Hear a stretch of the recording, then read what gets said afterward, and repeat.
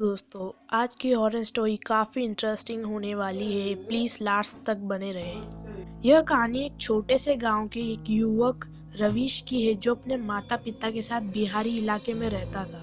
एक रात जब रवीश ने अपने दोस्तों के साथ कब्रिस्तान के पास से गुजरने का निर्णय लिया तो उसकी ज़िंदगी का एक खौफनाक मोड़ पर आ गया।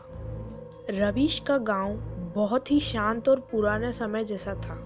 गांव के लोग हमेशा कहते थे कि उस कब्रिस्तान में कुछ अजीब घटनाएं घटती है, लेकिन रवीश ने हमेशा उन बातों को केवल अफवाह मानकर नकार दिया। एक रात दोस्तों के साथ शरारत करते हुए वह कब्रिस्तान के पास पहुंच गया।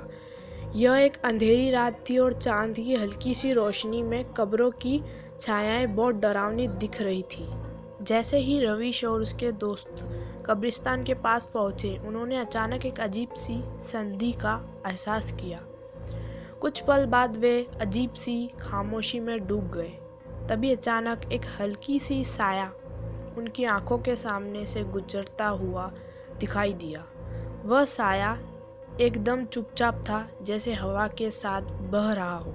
लेकिन रवीश और उसके दोस्तों को यह स्पष्ट रूप से महसूस हुआ कि कुछ अनहोनी घटने वाली है।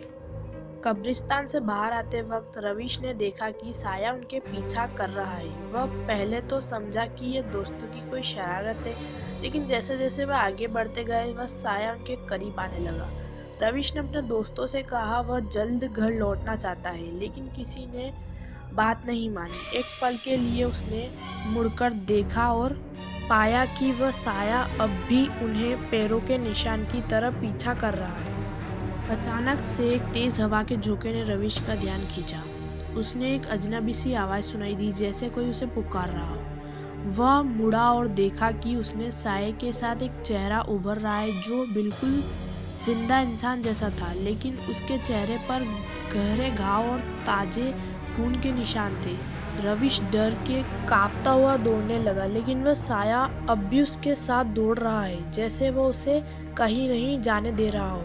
रवीश उसके घर पहुंचने के बाद भी वह महसूस कर रहा था कि वह साया उसका पीछा नहीं छोड़ रहा है। हर रात जब वह सोने जाता, वह साया उसके कमरे के बाहर खड़ा होता और उसकी आंखों में नफरत और कुर्ती झलकती थी। दिन प्रतिदिन उसकी मानसिक स्थिति बिगड़ने लगी और उसे महसूस हुआ कि वह साया इसे कभी छुटकारा नहीं पा सकेगा।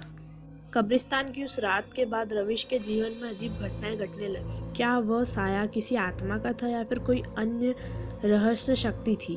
रवीश को यह अब तक समझ नहीं आया, लेकिन एक बात जरूरी थी, उस रात का बाद कब्रिस्तान के पास कभी कोई नहीं गया और न ही उसके कभी किसी को रहस्य में साये के बारे में बताया, क्योंकि वह जानता था कि कोई उसे विश्वास नहीं करेगा। लेकिन रवीश के दिमाग में एक सवाल हमेशा रहता था, क्या वह साया सचमुच उसे कभी नहीं छोड़ेगा या यह उसका खुद का डर था जो उसे हर वक्त पीछा कर रहा था।